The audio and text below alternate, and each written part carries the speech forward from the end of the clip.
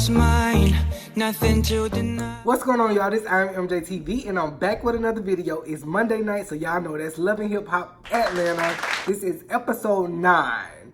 But before we get into that, you know the drill. If you have not subscribed to this channel, stop what you're doing, go down, hit that subscribe button.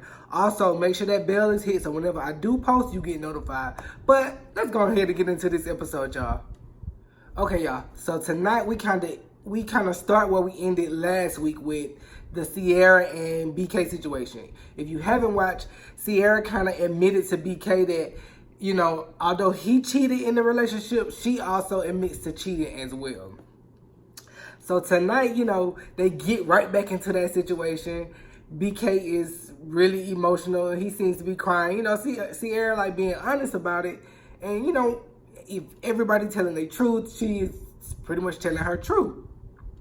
And you instantly see BK is like in tears. And, you know, I don't, you know, take cheating lightly or anything like that. But it's so funny how, you know, we as men be so affected when the tables turn and a woman gut punch you and say, hey, I cheated too. He was so emotional. Now, mind you, I'm sure he done cheated on her several times. It's not like they've been together that long, but he has had some infidelity while they've been together. But it was just so funny seeing him be so emotional, like that just crushed his world. And as we get through the episodes, you see he still is kind of struggling with that, you know, news that she gave him. Although they do different exercises and trying to work past the trust issues and things like that, you see BK get real emotional, you know, in his feelings about it. Now, as many times as he done cheated on her, I'm sure she done had to kind of work through all kind of, you know, emotions and trust issues and things like that. But she sucker punched him when she said, you know, that time you went in my phone, that actually was something. That was hilarious to me.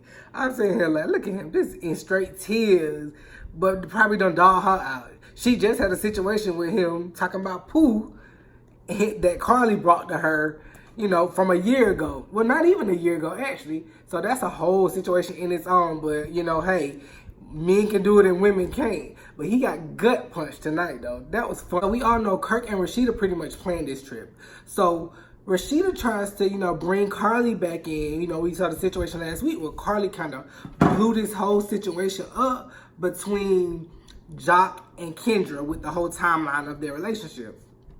So Rashida brings Karlie in to kind of talk about it and clear the air because it clearly is seeming like she has an issue with, you know, Jock and Kendra being together. Now, I don't really know the timeline. The timeline is kind of questionable because last year, like we said, Jock was still kind of messing around with Karlie.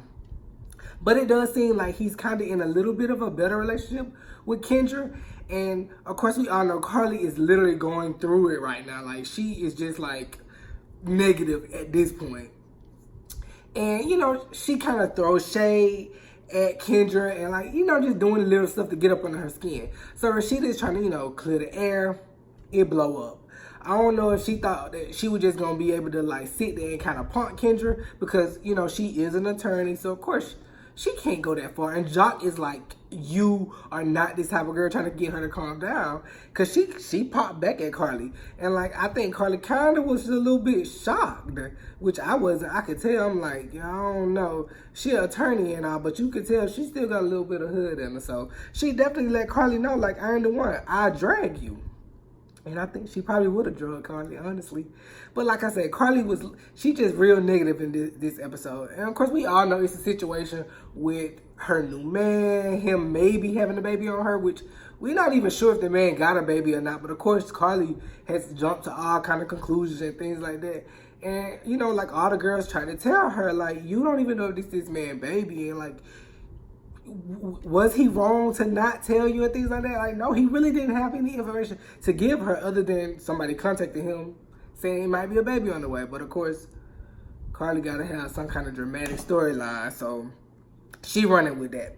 But that was that situation. You know, they got everything settled at the end. Karlie goes, you know, on by her little merry way. But Kendra ain't feeling her. But I'm kind of feeling Scrappy and Bambi. I really like their relationship and how they, you know, we kind of seen them go through a whole lot, you know. But she's had a baby and, you know, they trying to work on their relationship and things like that. I really like the energy. They kind of like shade together. They was sitting there both like, giving all kind of looks that was hilarious to me.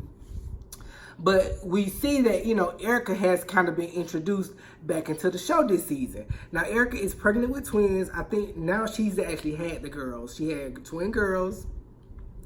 And, you know, we seeing her pregnancy right now. Of course, her mom is kind of being there to support her. Now, we don't know who the baby daddy is. Of course, there have been kind of rumors about who the father is. The guy from, I think, Power. People were saying, but I don't think that's, you know, that's in fact true. Now, at one point, Erica was dating somebody in the NFL. I'm thinking he was playing for the Philadelphia Eagles. Not sure of the name, but if I figure the name out, I'll drop that down below. But if you know who that baby daddy is, y'all drop that down below. Or send that to imjtv@gmail.com if you know. But yeah, Erica gets introduced back into, you know, into the cast, which I like that. I like her being back on the show. Like I said, she's pregnant with twins at this point. And, you know, Mama D goes to visit her and she asks, you know, have you tried reaching out to Bambi so you and Scrappy can kind of work out whatever they got to work out? And I'm guessing that they don't really communicate. They only communicate through text when it's about Imani.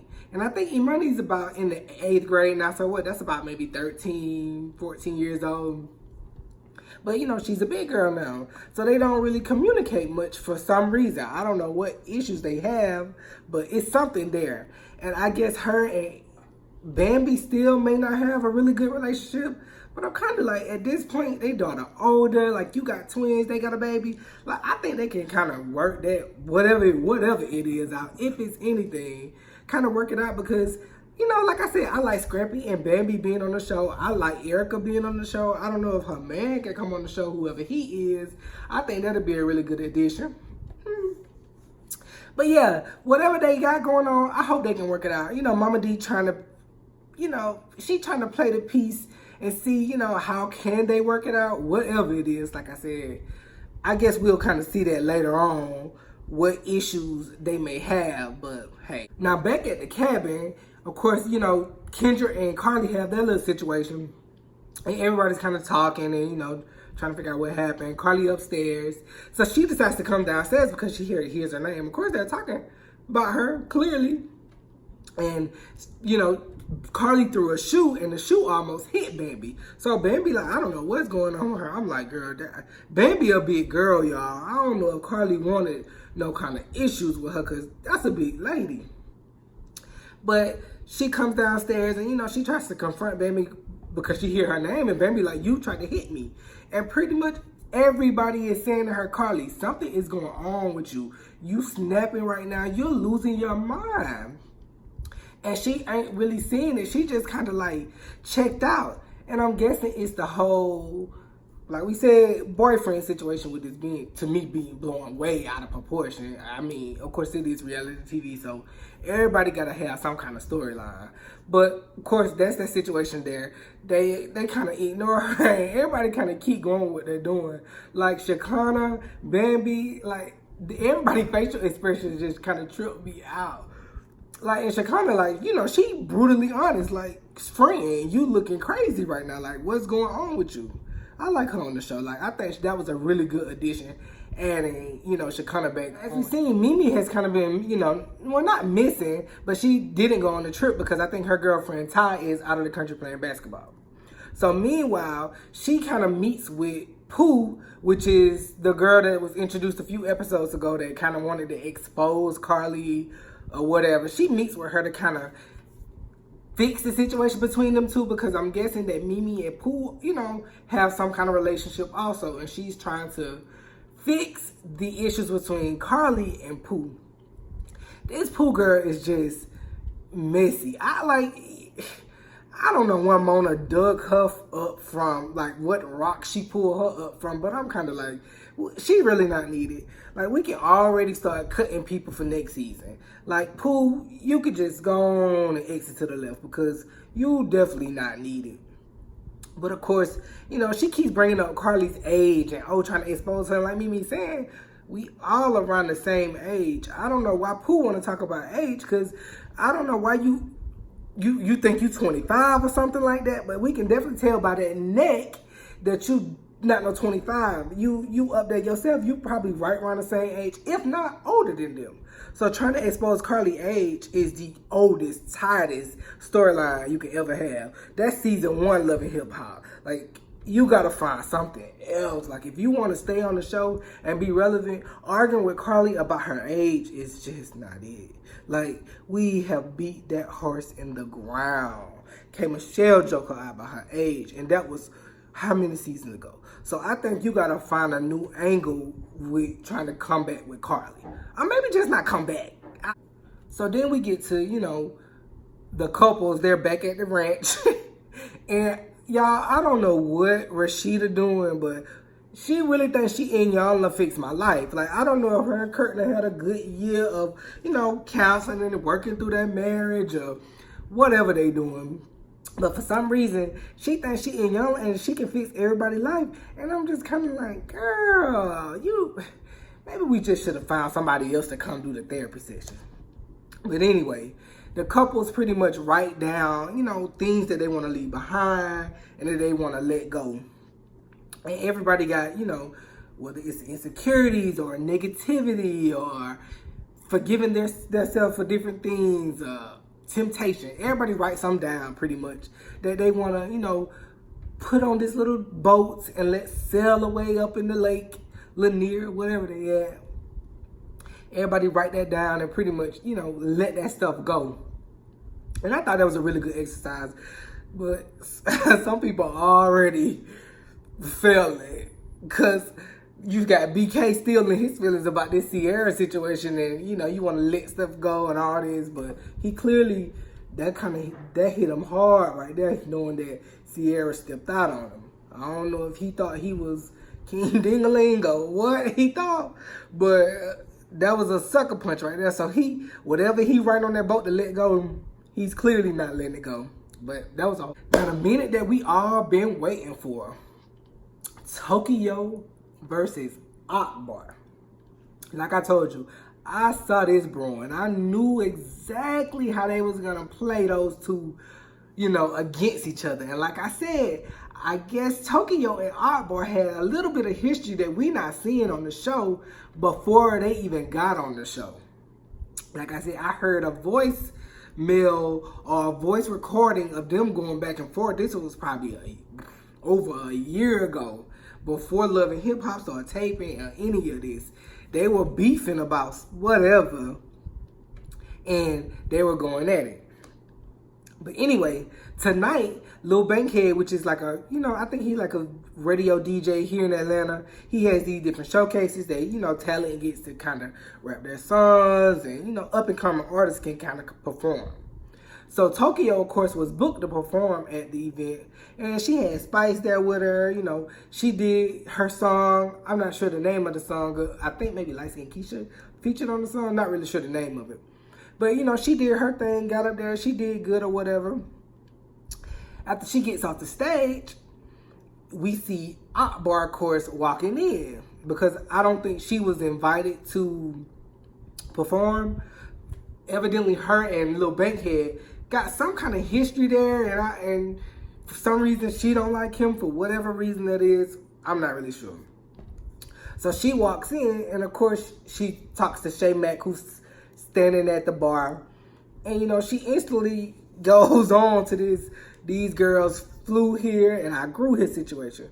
Now I'm kind of confused about the beat. I don't know if I don't get that Tokyo is taking over Atlanta. I don't see that, because it's a lot of other girls, rap girls right now that be here in Atlanta. They live here in Atlanta. So I'm kind of confused on what she mean by that situation. I think that's just, of course, something to keep the storyline going. But anyway, Akbar gets to perform, and of course, you know, she does her thing because like she can spit, like she got bars. I can't take that from her. She can actually rap. So she gets up there, she does a number, and it seems like a number that she already has, and in the middle of it, she tells the DJ to stop there.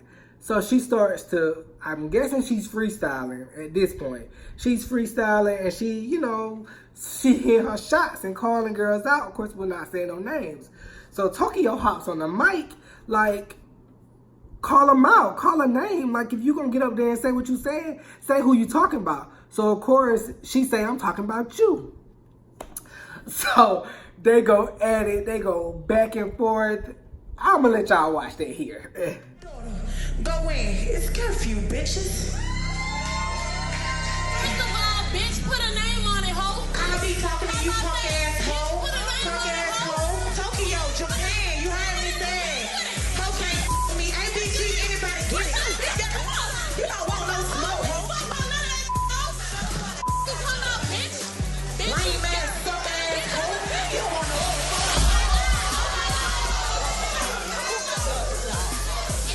all that drunk face. Don't do that. Get off me. I'm a black yo, I bitch. Don't do that. Bitch, that's my friend. I don't give a f if I flew here. Come to take over this. So y'all see, like, it's a full-on battle at this point. Like, security holding both of them back. Did y'all see Spice hop over that sofa? One thing about Spice, she a rider. Like, is Spice your friend? She got your back. So, like, that's what I'm talking about. I'm not doing no talking. Spice taking her shoes off, ain't saying nothing. Instantly hops over the couch at Akbar. Akbar like, I'm gonna black your eye. And y'all, Akbar, but girl, I just wouldn't want to fight her. I just don't think it's safe to fight nobody that got a bullet still in their head. Ain't no way. I mean, it don't get no worse than that. You done already been shot. You done been shot in the head. I ain't about to fight you. You ain't got nothing to lose. I'm not fighting you. So they had that little battle right there, and you could tell, like, they gonna drag that out. Now, they still following each other on social media. It's gonna be real interesting to see how this kind of plays out, whether they'll unfollow each other on social media, but I'll let y'all know. Now, I know when we get to by the time we get to the reunion, that's gonna be a big clash right there. I can already tell you that they're gonna try to play that out right there because, honestly, it's kind of boring, so why not? That's probably going to be the biggest drama of the season right there. Because this Pooh and Karlie situation that they trying to make it's not happening. But yeah. So Akbar goes to see Sierra at her shop. And y'all know Sierra, like, Sierra going to kick it to you straight like it is. Like, she tell her, like, you know, I heard that you done show out. Like, what is your problem? Like, I like when she call her Valerie. I'm guessing that's Akbar's real name is Valerie. Like, you know she know her. When you start calling people by their government name, you know them. So she like, what you doing? Like, you out here trying to get your music and you picking fights with people. Like, what's that about? And of course, Akbar, like, these girls, like, claiming Atlanta. I'm from Atlanta. Like, you know, she rhyme with that I flew here, grew here. That she rhyme with that situation hard.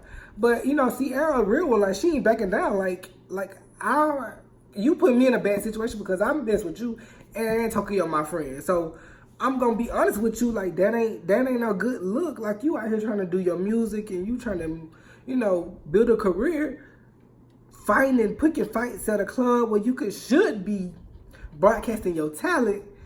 That's not the move.